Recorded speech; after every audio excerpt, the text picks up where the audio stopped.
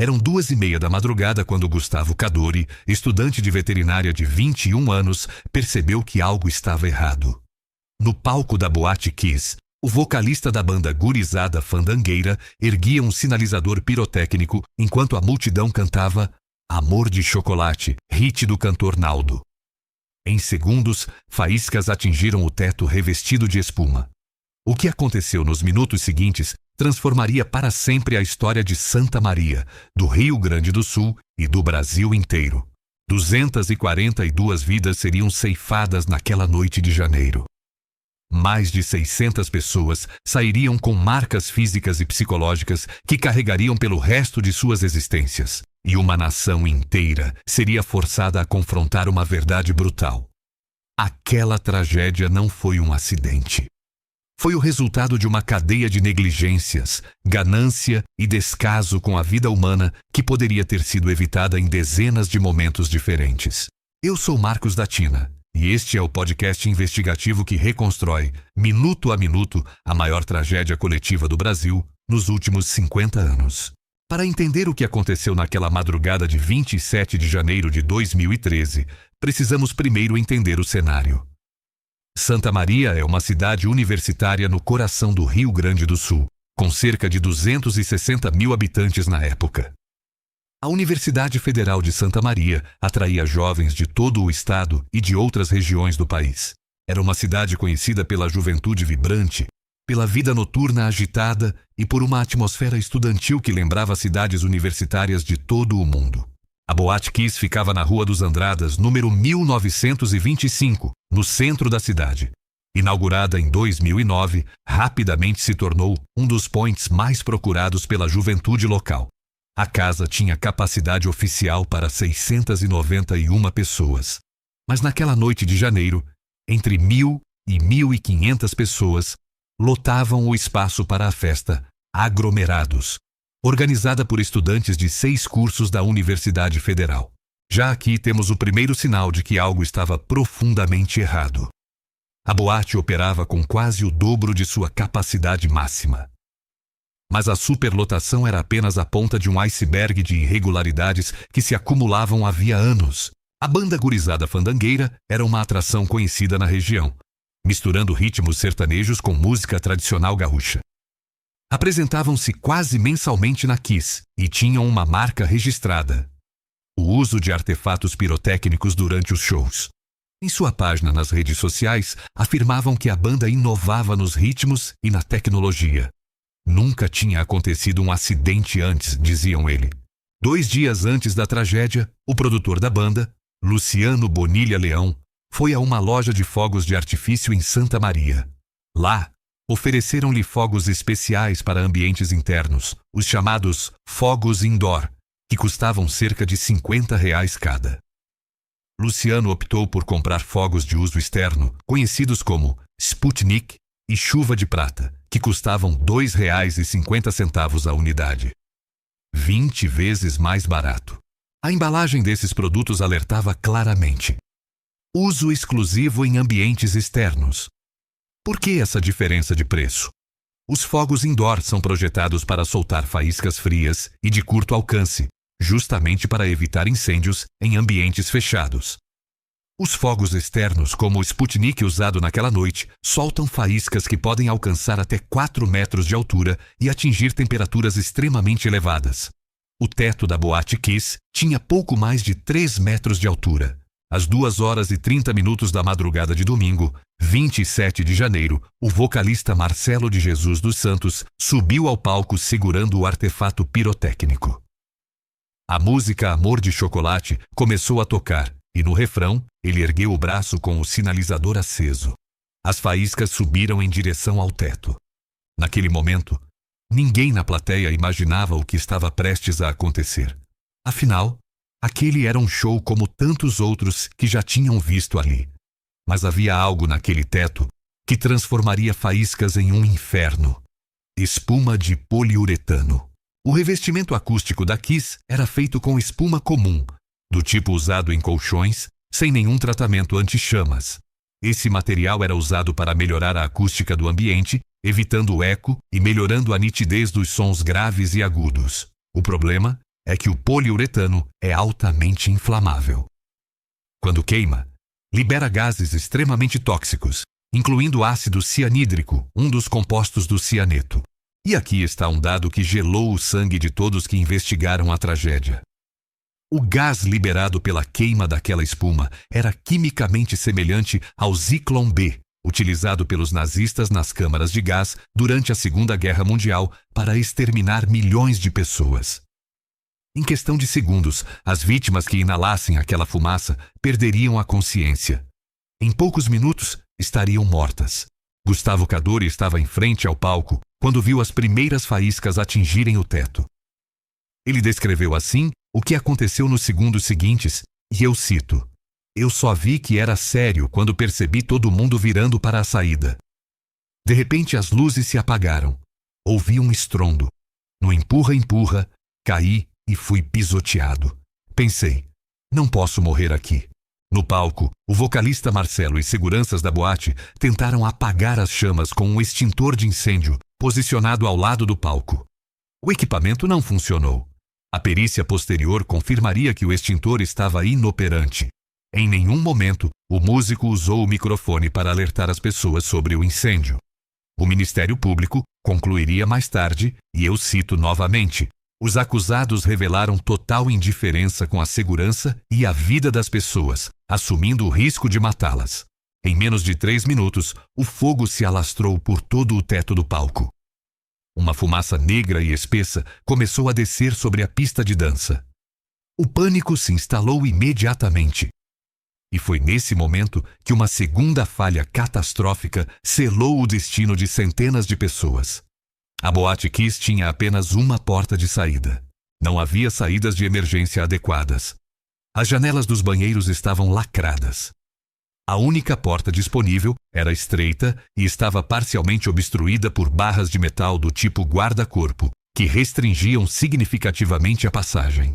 E para piorar uma situação já desesperadora, os seguranças da casa, sem treinamento para situações de emergência e sem comunicação adequada entre si, inicialmente impediram que as pessoas saíssem. Por quê? Porque era procedimento padrão na Kiss barrar a saída de clientes que não tivessem pagado suas comandas. Os seguranças na porta não sabiam o que estava acontecendo no palco. Achavam que se tratava de uma briga ou de uma tentativa de calote. Segundos preciosos foram perdidos enquanto pessoas desesperadas tentavam explicar que a boate estava pegando fogo. Quando finalmente a porta foi liberada, o caos já estava instalado. A fumaça havia tomado conta do ambiente. As luzes tinham se apagado. A Kiss não contava com placas sinalizadoras de emergência nem luzes que indicassem a saída. Na escuridão total, tomadas pelo pânico e pela fumaça tóxica que as fazia perder a consciência em segundos, dezenas de pessoas correram na direção errada. Mais da metade dos mortos foi encontrada nos banheiros. Era o único local da boate que permaneceu com uma luz acesa durante a tragédia. Muitos confundiram o alerta luminoso com uma placa de saída de emergência. Emanuel de Almeida Pastel, outro sobrevivente, descreveu o horror daqueles minutos no tribunal, anos depois, e eu reproduzo suas palavras. Começou o tumulto, as pessoas começaram a se chocar. As pessoas começaram a se apertar e virou um tumulto. Eu desencontrei do meu irmão. De repente teve um momento significativo da presença de fumaça e aumento de temperatura. Eu me abaixei para pegar o celular, bateram em mim novamente e eu caí no chão. Eu me lembro de que ali no chão estava realmente muito fresco, mas mesmo assim eu fiz um esforço para levantar. Começou a pingar alguma coisa e eu pensei, os chuveiros automáticos estão funcionando. Mas não era. Era uma coisa quente, me queimando, gotejando em mim. A boate não tinha sprinklers. Não tinha sistema de exaustão funcionando. Não tinha nada do que deveria ter. Do lado de fora, o primeiro chamado para o serviço de emergências foi registrado às 3h19. 1 minuto depois, às 3h20, uma jovem chamada Michele Fröhlich Cardoso conseguiu pegar seu celular no meio do caos, abrir o Facebook e publicar um pedido de socorro que entraria para a história. Incêndio na Kiss. Socorro. Pessoas que estavam adicionadas no perfil da garota chegaram a curtir a publicação naquele momento. Amigos perguntavam nos comentários o que estava acontecendo. Em poucos minutos, um rapaz confirmou a informação. Os bombeiros subiram a andradas, bem que eu escutei. Michele estava acompanhada de 2 irmãos, Bruno e Clarissa, e do namorado João. Dos 4, apenas Bruno sobreviveu. Quando os bombeiros chegaram ao local, encontraram uma cena que os mais experientes profissionais descreveram como de filme de guerra. Corpos se amontoavam na porta de saída. Pessoas inconscientes eram arrastadas para fora por sobreviventes desesperados. Na calçada, jovens cobertos de fuligem gritavam de dor ou jaziam imóveis. Os bombeiros enfrentaram imensas dificuldades. Segundo o inquérito da Polícia Civil, faltaram equipamentos essenciais como máscaras de oxigênio. De 21 respiradores autônomos disponíveis, apenas 6 a 8 estavam operacionais para o resgate das vítimas. O inquérito concluiu que se os bombeiros tivessem contado com todos os aparelhos, teriam mais condições de entrar no interior da boate tomada pela fumaça e de lá retirarem mais sobreviventes. Voluntários se juntaram aos bombeiros nas operações de resgate. Alguns, munidos de machado e cedidos pelo corpo de bombeiros, tentaram improvisar saídas de emergência, quebrando as paredes da fachada do prédio. Outros faziam massagem cardíaca nos corpos que eram retirados. Muitos choravam. Todos sabiam que estavam diante de algo que mudaria suas vidas para sempre. A fisioterapeuta Jéssica Duarte tinha 20 anos naquela noite. Ela foi retirada inconsciente da boate e sobreviveu graças a um desconhecido que, no meio do caos, sentiu alguém tocar seu pé enquanto tentava sair. Ela conta, e eu cito, "Foi um menino que estava lá no dia. Quando ele estava saindo em direção à porta, de repente sentiu alguém tocar o pé dele. Esse alguém era eu, só que eu estava desacordada. Aí ele fez respiração boca a boca, massagem cardíaca, até que eu voltei. Não fui retirada pelos bombeiros. Foi esse anjo que sentiu minha presença ali e teve a coragem de me tirar lá de dentro." Jéssica teve cerca de 40% do corpo queimado e ficou 25 dias na UTI. Hoje, com mais de 30 anos, ainda convive com as marcas físicas e psicológicas daquela noite. Seu ex-namorado tinha conseguido sair consciente da boate, mas voltou. Voltou inúmeras vezes tentando encontrá-la e tirá-la de lá. Foram nessas tentativas que ele inalou fumaça demais e ficou em estado pulmonar gravíssimo. Jéssica carrega essa culpa, e eu cito suas palavras. "Por anos, eu fiquei na cabeça que, se eu tivesse conseguido sair com ele, ele não precisava ter saído e voltado tantas vezes." Enquanto os sobreviventes eram levados para os 7 hospitais de Santa Maria, os corpos das vítimas eram transportados em caminhões frigoríficos para o Centro Desportivo Municipal, conhecido como Farrezão. O ginásio foi transformado em necrotério improvisado porque o Instituto Médico Legal não tinha capacidade para receber tantas vítimas. Sob lonas pretas, os corpos dos rapazes foram organizados à direita da entrada, os das mulheres à esquerda.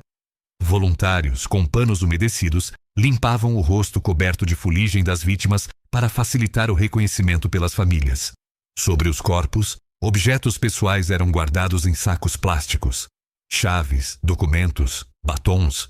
A capitã Liliane Duarte, enfermeira do Hospital da Brigada Militar de Santa Maria, foi uma das primeiras a entrar no que sobrou da boate por volta das 4h45 da manhã. Ela descreveu assim o que encontrou, e eu reproduzo suas palavras. Sua garganta queimava e seus olhos ardiam. Muitos policiais, ao se depararem com a pilha de corpos no hall de entrada, caíam no choro. Àquela altura, os gritos de socorro já tinham silenciado. Em seu lugar, o barulho incessante de dezenas de celulares. E aqui está uma das imagens mais devastadoras daquela noite.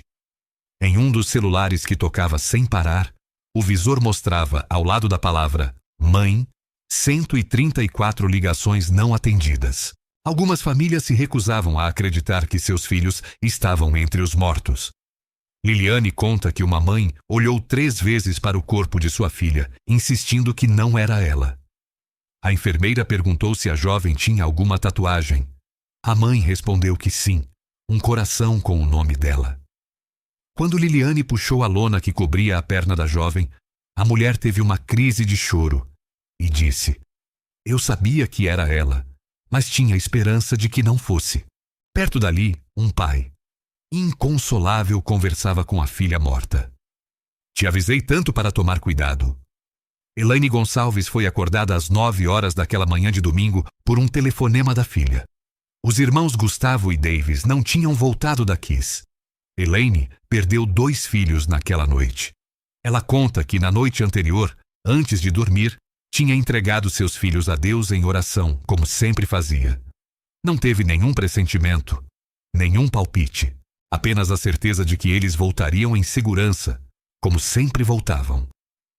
O incêndio da Boate Kiss entrou para a história como a segunda maior tragédia em número de mortos por incêndio no Brasil, superada apenas pelo incêndio do Grand Circus norte-americano em Niterói, em 1961, que matou 503 pessoas. Foi também a maior tragédia do Rio Grande do Sul e o terceiro maior desastre em casas noturnas de toda a história mundial. 235 pessoas morreram no dia do incêndio, a maioria por asfixia causada pela inalação da fumaça tóxica.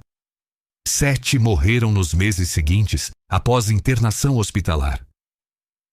636 pessoas ficaram feridas, muitas com queimaduras graves e sequelas permanentes. A temperatura no interior da boate, segundo estimativas da perícia, chegou a 300 graus Celsius. Entre os mortos estavam 8 militares que tinham entrado na boate para ajudar no resgate de vítimas inconscientes.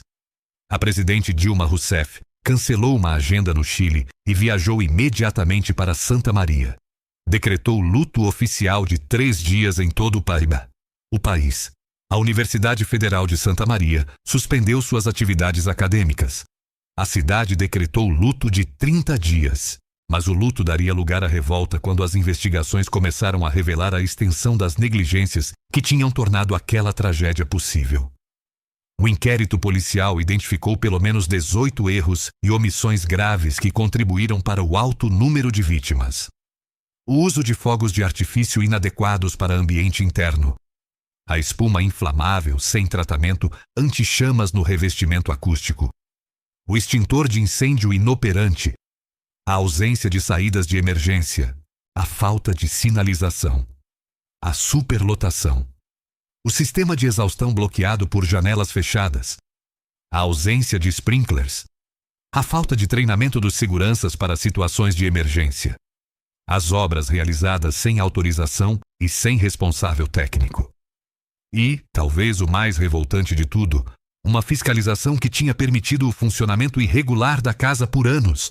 Em pelo menos 9 situações documentadas, a Kiss funcionou de forma irregular antes da tragédia. Nos 9 primeiros meses após sua inauguração, a boate nem sequer tinha alvará de localização. Os fiscais da prefeitura não eram treinados para reconhecer situações de risco como espumas inflamáveis e se limitavam a verificar a arrecadação tributária. Os bombeiros examinavam hidrantes e saídas de emergência, mas nenhum órgão notou a presença da espuma inadequada no teto. 4 pessoas foram denunciadas pelo Ministério Público por homicídio doloso. Elisandro Calegaro Spor, conhecido como Kiko, e Mauro Londeiro Hoffman, sócios da boate. Marcelo de Jesus dos Santos, vocalista da banda Gurizada Fandangueira, e Luciano Bonilha Leão, produtor musical da banda. A acusação sustentava que todos agiram com dolo eventual, ou seja, assumiram o risco de matar ao tomarem suas decisões. Os sócios, por economizarem com espuma inadequada, não investirem em segurança e lucrarem com a superlotação. Os músicos, por adquirirem fogos de artifício baratos para uso externo, quando sabiam que se apresentariam em ambiente fechado. O que se seguiu foi uma saga judicial que se arrastaria por mais de uma década, impondo aos familiares das vítimas um calvário adicional ao luto que já viviam. O julgamento dos 4 réus só aconteceu em dezembro de 2021, quase 9 anos após a tragédia. Foram 10 dias de sessões intensas, incluindo finais de semana.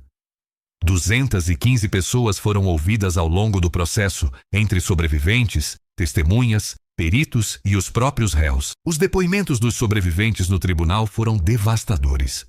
Delvane Brondani Rossi contou que sequer morava em Santa Maria. Tinha ido passar o fim de semana com amigos.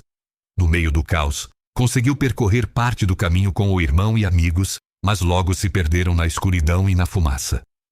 Ele descreveu assim o momento, e eu reproduzo. Quando comecei a cair, comecei a me despedir da minha família pelo que eu pude ter feito. Pensei que ia morrer. Delvani mostrou suas queimaduras aos jurados. Os familiares na plateia choravam. Kellen, outra sobrevivente, teve que amputar parte da perna por causa dos ferimentos. Sua sandália ficou presa no tornozelo durante a fuga, cortando a circulação sanguínea. Ela declarou no tribunal, e eu cito, queimei 18% do corpo e perdi meu pé. Uso uma prótese em decorrência de tudo o que aconteceu. Kátia Diane Pacheco Siqueira, ex-funcionária da boate, teve 40% do corpo queimado. Ela contou que, no momento em que tentava sair, sentiu um jato de espuma derretida entrando em sua garganta. Suas palavras foram: foi quando eu senti um jato de espuma entrando na minha garganta e eu comecei a gritar lá dentro que eu não queria morrer. Em 10 de dezembro de 2021, o júri popular condenou os 4 réus por homicídio com dolo eventual. Elissandro Spor foi condenado a 22 anos e 6 meses de prisão. Mauro Hoffman, a 19 anos e 6 meses. Marcelo de Jesus dos Santos e Luciano Bonilha Leão, a 18 anos cada. Para os familiares das vítimas, foi um breve momento de alívio após quase uma década de luta. Mas duraria pouco. Em agosto de 2022, a primeira Câmara Criminal do Tribunal de Justiça do Rio Grande do Sul anulou o julgamento. A decisão se baseou em supostas irregularidades processuais. O sorteio dos jurados teria sido feito fora do prazo legal e as defesas não teriam tido acesso prévio à lista de jurados. Os 4 condenados foram soltos. A decisão gerou indignação entre familiares e sobreviventes. Paulo Carvalho, pai de Rafael, uma das vítimas, expressou assim sua revolta. É uma vergonha do judiciário. Pegar firulas, detalhes processuais que não prejudicaram em nada o julgamento. Em setembro de 2023, a 6ª turma do Superior Tribunal de Justiça manteve a anulação do júri. Para os familiares, parecia que a justiça nunca chegaria. Mas então, veio a reviravolta. Em setembro de 2024, o ministro Dias Toffoli, do Supremo Tribunal Federal, cassou as decisões anteriores e restabeleceu as condenações do júri popular. Toffoli entendeu que as supostas nulidades tinham sido apresentadas fora do momento processual correto e que as decisões que anularam o júri violavam o princípio constitucional da soberania dos veredictos do Tribunal do Júri. Os 4 réus foram presos novamente. Em fevereiro de 2025, a 2ª turma do Supremo Tribunal Federal, por maioria de votos, confirmou a decisão de Toffoli e manteve as condenações. 12 anos após a tragédia, finalmente havia uma resposta do sistema de justiça. Os condenados permanecem presos, cumprindo suas penas. Elissandro Spor e Mauro Hoffman, os sócios da boate, cumprem entre 19 e 22 anos. Marcelo de Jesus dos Santos e Luciano Bonilha Leão, músico e produtor, cumprem 18 anos cada. Mas a tragédia da Boate Kiss deixou um legado que vai além das condenações criminais. Em março de 2017, foi sancionada a Lei Federal número 13.425, que ficou conhecida como Lei Kiss. A legislação estabelece diretrizes gerais sobre medidas de prevenção e combate a incêndios e desastres em estabelecimentos comerciais, edificações e áreas de reunião pública. A lei criou o Sistema Nacional de Prevenção e Combate a Incêndios e Desastres, exigindo projetos adequados de prevenção, saídas de emergência em número suficiente, materiais de construção com baixa inflamabilidade, sistemas de aspersão automática e treinamento de funcionários. Também tornou crime a prática de permitir o ingresso em estabelecimentos de um número maior de pessoas que o fixado pela autoridade administrativa. A Lei Kiss modificou o Código de Defesa do Consumidor e a Lei de Improbidade Administrativa, estabelecendo que prefeitos que não editarem normas especiais de combate e prevenção a incêndios em até 2 anos estarão sujeitos à punição por improbidade administrativa. O prédio onde funcionava a Boate Kiss foi demolido em julho de 2024, 11 anos após a tragédia. No local está sendo construído um memorial em homenagem às 242 vítimas. O projeto, escolhido em um concurso nacional de arquitetura, prevê um jardim circular com 242 pilares de madeira, cada um com o nome de uma vítima e um suporte para flores. Haverá também um auditório, uma sala multiuso com acervo multimídia e um espaço para a sede da Associação dos Familiares de Vítimas e Sobreviventes da Tragédia de Santa Maria.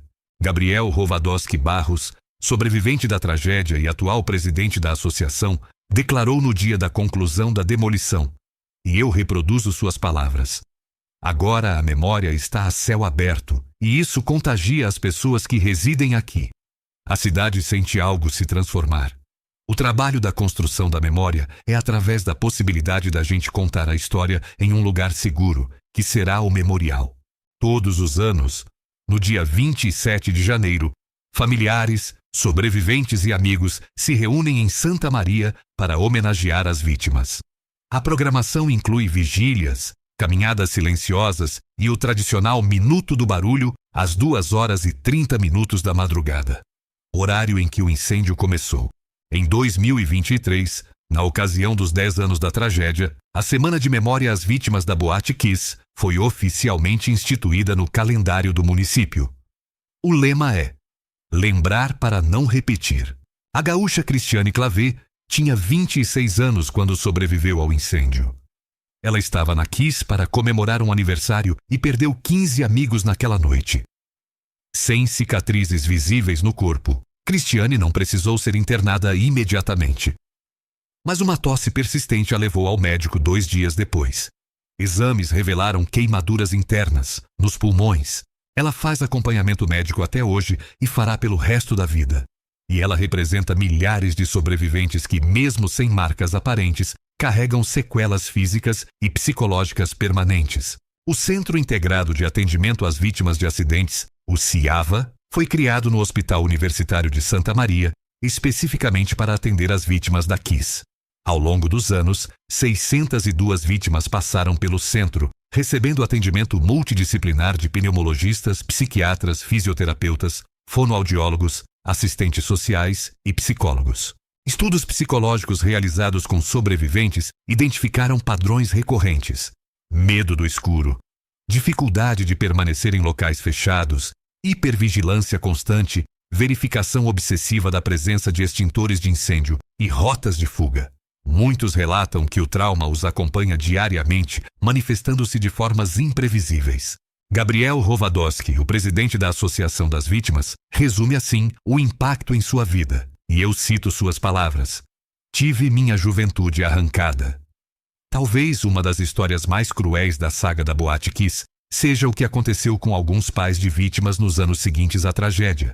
Em 2015, familiares fixaram cartazes pela cidade, criticando órgãos públicos e promotores pela lentidão nas investigações. Ofendidos, 3 promotores moveram processos por calúnia, difamação e injúria contra pais enlutados. Uma mãe foi processada também por falsidade ideológica. Nenhum desses processos foi vencido pelos acusadores. Todos os pais foram inocentados. Mas o desgaste emocional de ter que se defender na justiça enquanto lutavam por justiça para seus filhos mortos foi mais uma camada de sofrimento imposta a quem já tinha perdido tudo.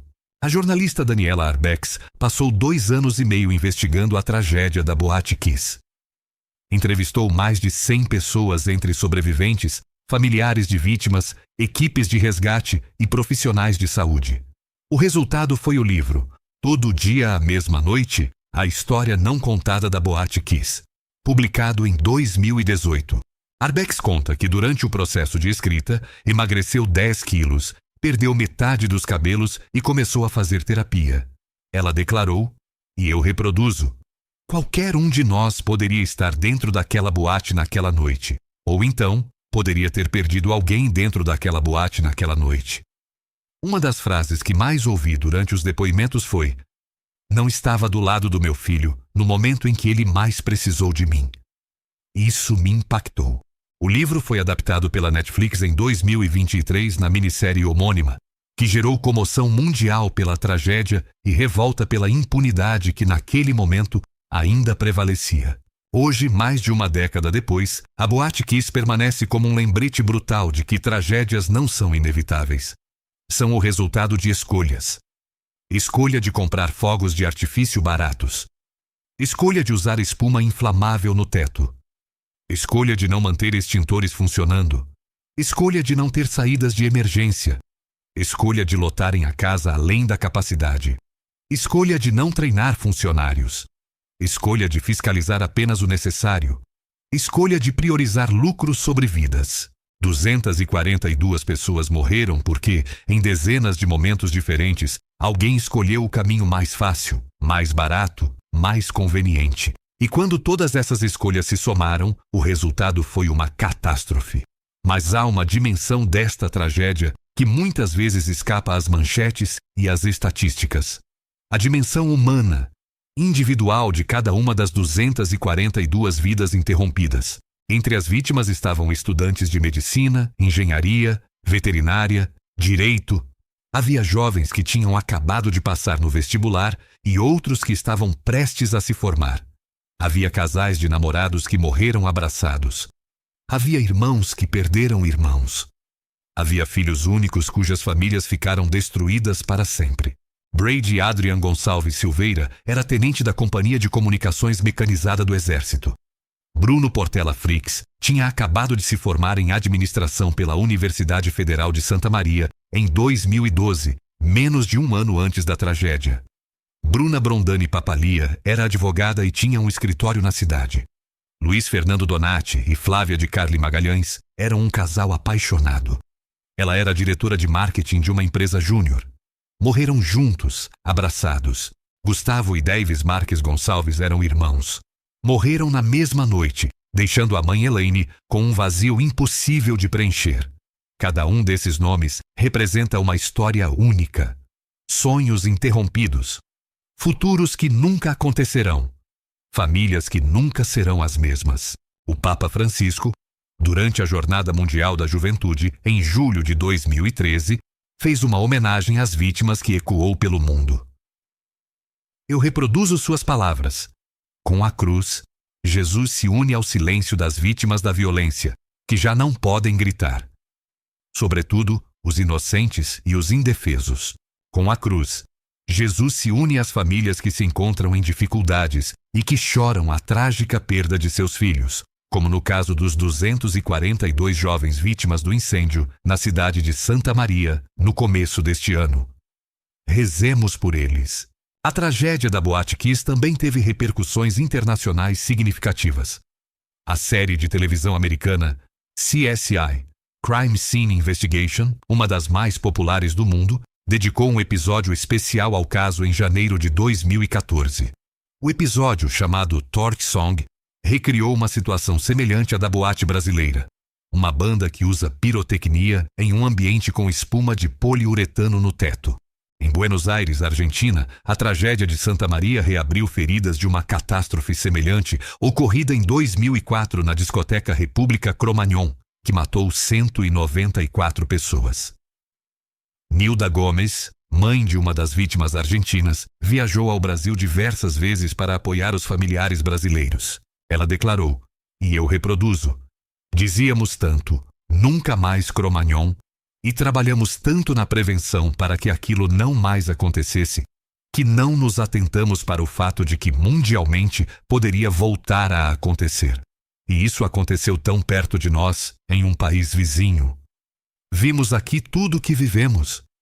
A mesma dor, o mesmo desamparo, a mesma indiferença. As semelhanças entre os dois casos são assustadoras. Fogos de artifício em local fechado, teto com material inflamável, poucas saídas de emergência, superlotação. A história se repetiu porque as lições não foram aprendidas. E aqui cabe uma reflexão dolorosa. Quantas vezes essa história se repetirá até que finalmente aprendamos? Em janeiro de 2025, um incêndio em um bar na Suíça, em uma luxuosa estação de esqui nos Alpes, matou pelo menos 40 pessoas durante as celebrações de Ano Novo.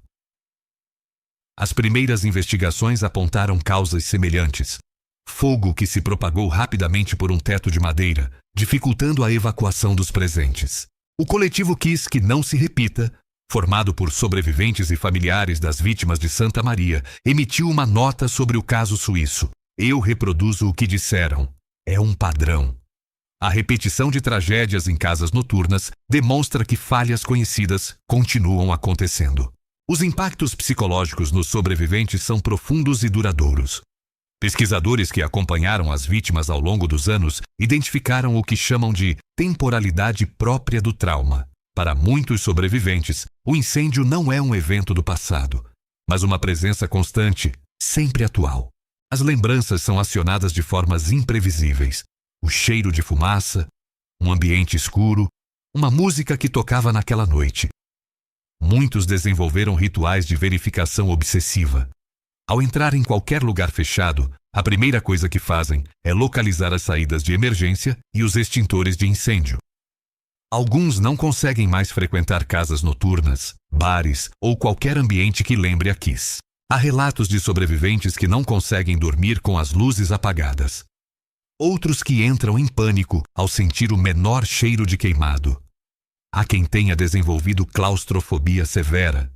E há aqueles que carregam uma culpa inexplicável por terem sobrevivido enquanto amigos morreram ao lado.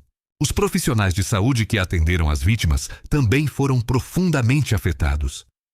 A fisioterapeuta Ana, do Ciavá, descreveu assim a experiência de trabalhar com os sobreviventes, e eu cito: os pacientes vieram com uma carga psicológica bem intensa.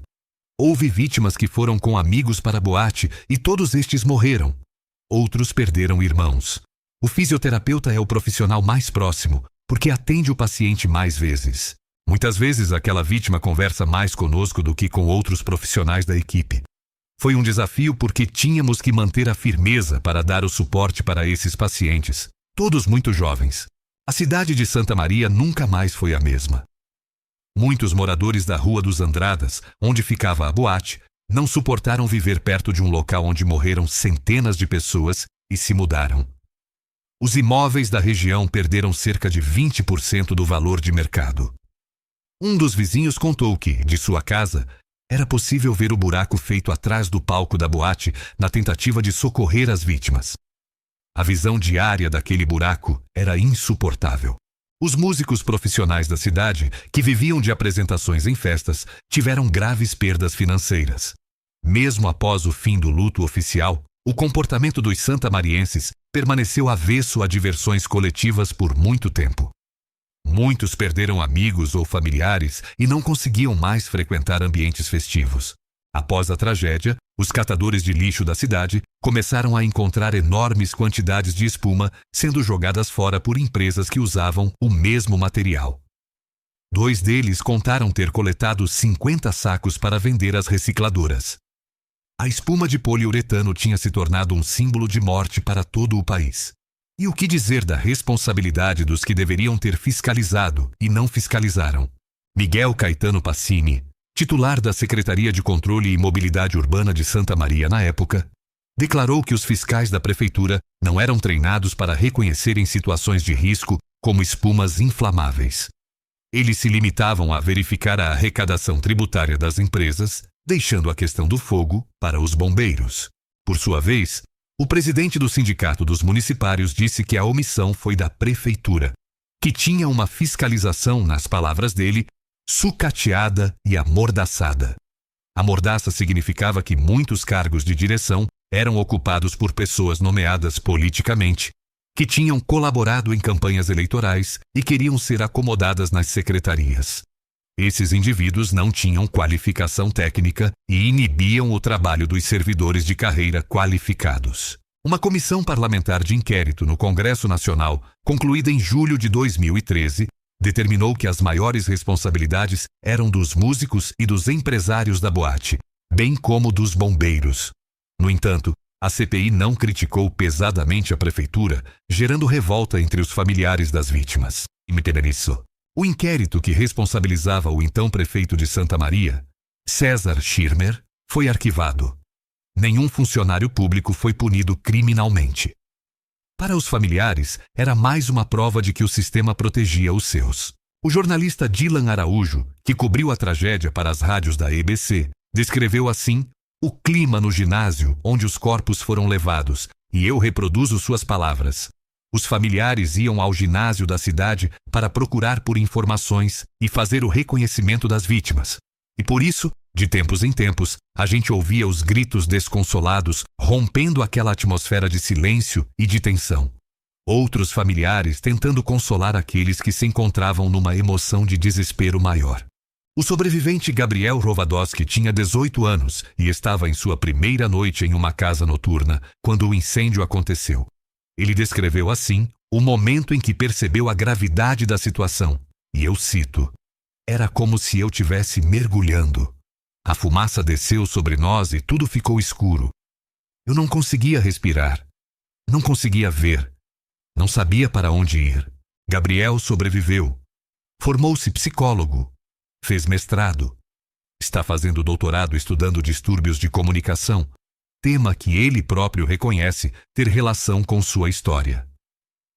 Como presidente da Associação dos Familiares das Vítimas e Sobreviventes, ele representa famílias em busca de justiça e defende a construção da memória como forma de evitar que tragédias assim se repitam. Ele disse, e eu cito: "A luta que inaugurou o movimento segue sendo a luta por justiça. Não há motivo para esmorecer. É muito importante ver tanta gente compartilhando desse momento, estando junto, caminhando junto, trilhando junto e registrando a história junto. E tendo a coragem de enfrentar. O que a Boate Kiss nos ensina sobre nós mesmos como sociedade? Ensina que a ganância mata, que a negligência mata, que a falta de fiscalização mata, que a impunidade encoraja novas negligências, que tragédias não são acidentes quando poderiam ter sido evitadas em dezenas de momentos diferentes. Ensina também que o luto pode se transformar em luta, que famílias destroçadas podem se unir e mudar leis, que a memória é uma forma de resistência, que lembrar é um ato político de afirmação da vida. E ensina, acima de tudo, que vidas humanas não podem ser tratadas como números em uma planilha de custos. Que a segurança não é um gasto, é um investimento. Que cada extintor que funciona, cada saída de emergência adequada, cada placa de sinalização visível, pode ser a diferença entre a vida e a morte de centenas de pessoas.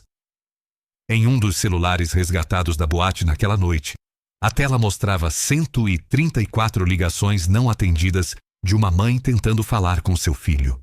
Aquele número me assombra. 134 vezes uma mãe discou o número do filho, esperando ouvir sua voz, esperando saber que ele estava bem, esperando que ele atendesse e dissesse que estava a caminho de casa. Ele nunca atendeu. E aquela mãe, como tantas outras mães, tantos outros pais, tantos outros irmãos e amigos, carrega até hoje o peso de perguntas que nunca terão resposta. O que ele sentiu naqueles últimos minutos? Ele sofreu? Ele pensou em mim? Ele tentou sair? Por que não conseguiu? Essas perguntas ecoam há mais de uma década e continuarão ecoando enquanto houver pessoas que lembrem. Ligiane, mãe de uma das vítimas, resumiu assim a dor e a missão que carrega desde aquela noite, e eu encerro este podcast com suas palavras. Os jovens têm o direito de sair e se divertir e voltar com segurança para casa. A preocupação com minha filha era na rua, o ir e vir. Para mim, ela estava segura ali dentro. Foi provado o contrário. E nada mudou, infelizmente. Em 10 anos não aprenderam com o que aconteceu. Mas a gente segue. A gente está lutando pela filha que ficou e para que nenhum pai e nenhuma mãe passe pelo que a gente passa até hoje. Lembrar para não repetir. Que as 242 velas acesas todos os anos em Santa Maria iluminem não apenas a memória dos que se foram, mas também o caminho para um futuro onde tragédias como essa sejam impensáveis. Descansem em paz, jovens de Santa Maria. Vocês não serão esquecidos. Este foi o podcast investigativo sobre o extermínio de Santa Maria. Eu sou Marcos da Tina. Obrigado por ouvir. E lembre-se, quando você entrar em qualquer lugar, olhe para as saídas de emergência. Verifique se há extintores. Observe a lotação. Porque lembrar é a única forma de garantir que isso nunca mais aconteça. Até a próxima. Este podcast foi produzido com base em investigações jornalísticas, documentos judiciais, depoimentos públicos e reportagens verificadas. As citações foram reproduzidas de fontes documentadas e atribuídas aos seus autores originais pelo apresentador Marcos da Tina.